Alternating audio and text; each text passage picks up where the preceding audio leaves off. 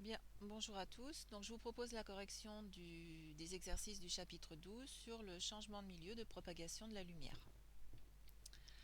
Alors, premier exercice, on va surligner ce qui est important. On cherche à tracer le trajet de la lumière au passage de l'air à l'huile. Donc, la lumière va se propager de l'air dans l'huile et l'indice de l'huile, on le note petit n, indice huile. L'angle d'incidence c'est I1 égale 45 degrés. Alors, première question, faire le schéma global de la situation. Alors, attention, avec la tablette, j'ai pas trouvé l'astuce encore pour faire des schémas à la règle, mais en tout cas, vous, il est hors de question que vous fassiez des schémas à main levée comme je vais vous présenter là. Vous utilisez règle et, bien évidemment, rapporteur quand je vous demande des schémas à l'échelle. Donc ici, première question, faire le schéma global de la situation. Donc qu'est-ce qu'on nous dit dans le texte? On nous dit que la lumière passe de l'air dans l'huile. Il est assez logique de supposer que l'air se situe au-dessus de l'huile. Je représente la surface de séparation entre l'air et l'huile. C'est en fait la surface de l'huile. Ça, c'est ce qu'on appelle le dioptre, qui va séparer le premier milieu, l'air, du deuxième milieu, l'huile. La lumière se propage de l'air dans l'huile. Donc, on va représenter dans l'air le rayon incident.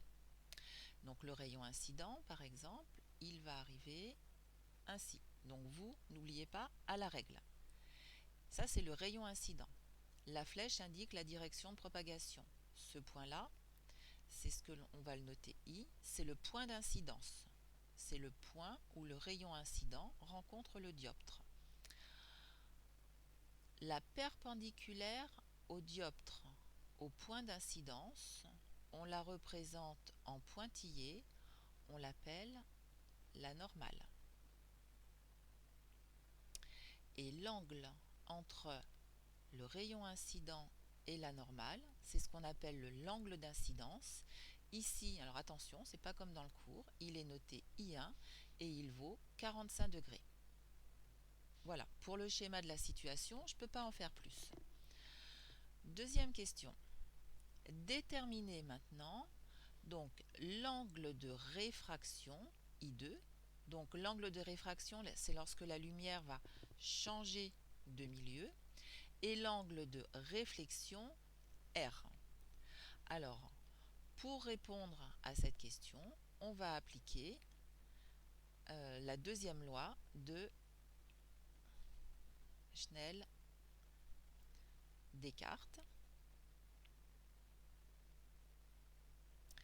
Alors, on va commencer par le plus simple.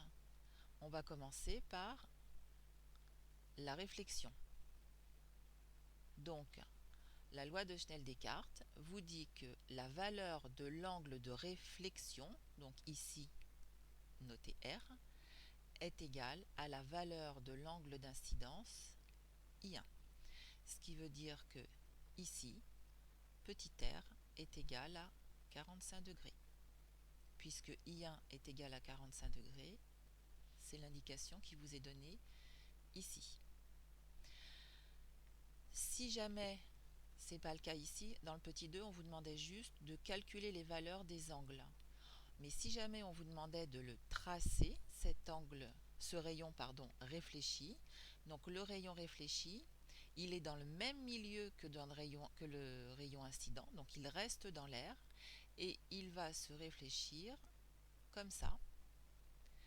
D'accord? La petite flèche toujours qui indique le sens de propagation. Et cet angle-là, donc qui est l'angle de réflexion qui dans l'énoncé est noté petit r, a la même valeur que l'angle d'incidence. Ça veut dire que le rayon réfléchi est symétrique du rayon incident par rapport à la normale. Maintenant, on va passer à la réfraction.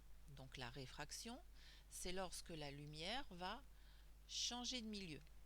Lorsque la lumière change de milieu, qu'elle passe de l'air dans l'huile, elle va changer de direction de propagation, elle ne va pas se propager en ligne droite. Au niveau du point d'incidence, il va y avoir une rupture de direction. comment trouver la valeur de l'angle de réfraction I2? On applique l'autre loi de Schnell-Descartes, celle qui fait intervenir les sinus. Donc la lumière va du milieu 1 vers le milieu 2. On va donc écrire que N1, N c'est l'indice de réfraction du milieu, fois, pardon, je vais corriger, fois sinus de l'angle d'incidence, I1, va être égal à, je passe dans le milieu 2, N2, fois sinus de l'angle de réfraction, qui ici est noté I2. Je vais remplacer N1 et N2 par, alors N1 c'est l'indice de réfraction du milieu 1, c'est donc l'indice de l'air, ça va être indice de l'air fois sinus I1, qui est égal à N2, N2 c'est le milieu 2 c'est l'huile, donc l'indice de l'huile fois sinus I2. On me demande de trouver la valeur de l'angle de réfraction I2. Donc l'angle de réfraction I2, il est là, mais je vais commencer par chercher son sinus. Donc ça va me donner sinus I2 qui va être égal à, alors le terme de gauche ne change pas, l'indice de l'air fois sinus I1 divisé par l'indice de l'huile. Je remplace maintenant dans le terme de droite chaque grandeur par sa valeur numérique. Donc les valeurs des indices sont données ici. Donc l'indice de l'air c'est 1,00 fois sinus. Alors I1, on regarde bien dans l'énoncé, c'est 45 degrés, divisé par l'indice de l'huile, 1,47. Si vous faites le calcul, donc de 1,00 fois sinus 45 divisé par 1,47, vous trouvez sinus I2 égale 0,481. Bon, il y a d'autres chiffres, cette valeur-là nous importe peu, mais elle va nous permettre d'en déduire la valeur de I2. Donc si vous faites à la calculatrice pour trouver la valeur de I2, vous allez trouver 28,75 qu'on va arrondir à 29 degrés. On vous demandait juste là de trouver les valeurs des angles. Si on vous avait demandé de tracer maintenant le rayon réfracté, donc le rayon réfracté, il est dans l'huile, donc on part du point d'incidence. Le rayon réfracté, il se propage en ligne droite. Attention, c'est pas évident sur mon schéma, mais je vous rappelle, vous faites tout à la règle. Et l'angle qui est là, donc I2, il vaut 29 degrés.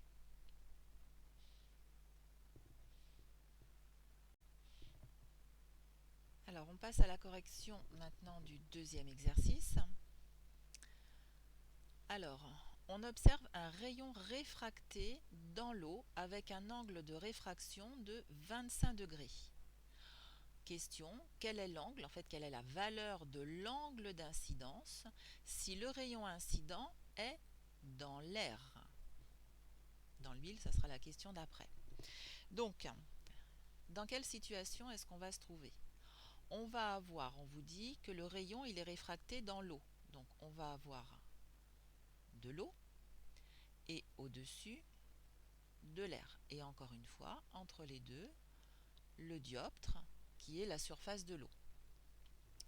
Alors, si on a un rayon réfracté dans l'eau, ça veut dire que la lumière va se propager dans l'eau. Par exemple, le schéma n'est pas à l'échelle. Donc je vous rappelle, vous toujours à la règle, comme ça. Ce rayon, d'où il vient? Il vient de l'air. Donc ça veut dire qu'il se propageait dans l'air. Et puis, il est arrivé ici au point d'incidence. Et au point d'incidence, il est rentré dans l'eau. Ce que je trace en pointillé, comme dans l'exercice précédent, c'est la normale. Donc ce que l'on vous donne dans l'exercice, c'est la valeur de l'angle de réfraction qui est là. Je vais le noter petit r. Petit r est égal à 25 degrés. Et ce que l'on vous demande, c'est la valeur de l'angle qui est là, la valeur de l'angle d'incidence. C'est notre inconnu. Donc, on va faire le premier cas, et le premier cas, en fait, c'est donc le cas où la lumière se propage de l'air dans l'eau. Comme dans l'exercice précédent, on va appliquer la deuxième loi de Schnell-Descartes, celle pour la réfraction, qui vous dit que n, alors la lumière va du milieu 1, l'air dans l'eau. Donc on va avoir n1 milieu 1 fois sinus i, qui va être égal à n du milieu 2 fois sinus r. J'applique ici, enfin je remplace, n1, le milieu 1 c'est l'air, fois sinus i, qui va être égal à n o fois sinus r. Ce qu'on me demande c'est i. Je vais commencer par chercher sinus i. Donc j'en déduis que sinus i, c'est égal à l'indice de l'eau fois, j'ai oublié le r ici, sinus r, divisé par l'indice de l'air. Je remplace par les valeurs, ça me donne sinus i qui est égal, alors l'indice de l'eau, il n'est pas donné dans l'énoncé, il est une page précédente, page 291 dans votre livre, sinon vous l'avez dans le cours, c'est 1,33 fois sinus 25 divisé par, et l'indice de l'air, vous l'avez dans l'exo précédent, c'est 1. Si vous prenez la calculatrice, vous faites l'application numérique, pour sinus i, vous allez trouver à peu près 0,562. Alors je ne m'occupe pas ici du nombre de chiffres significatifs puisque cette valeur-là ne m'intéresse pas. Celle qui m'intéresse, c'est la valeur de i. Et pour i, vous allez trouver 34,19 degrés, donc on arrondit à 34 degrés. Voilà. Lorsque la lumière passe de l'air dans l'eau, pour que l'angle de réfraction soit de 25 degrés, il faut que l'angle d'incidence soit de 34 degrés. Maintenant, on vous pose une deuxième question. Quel est l'angle d'incidence si le rayon incident est dans l'huile? Donc, là, on est dans le cas où, regardez bien, je modifie le schéma, on ne va plus de l'air dans l'eau, mais de l'huile dans l'eau. Donc, le raisonnement à suivre va être exactement le même, sauf que cette fois-ci, le milieu 1, c'est l'huile. Donc, pour la deuxième question, on passe de l'huile dans l'eau. Le raisonnement ne change absolument pas, je vous le refais, vous devez vous habituer. Donc, on écrit N1, indice du milieu 1, fois sinus I, qui va être égal à N du milieu 2 fois sinus R. Si vous regardez bien, exactement la même chose que dans le premier cas. Maintenant, ça va changer, puisque le milieu 1 n'étant plus l'air, mais l'huile. Ici, je vais écrire N de l'huile fois sinus I, qui va être égal à N, je passe dans l'eau,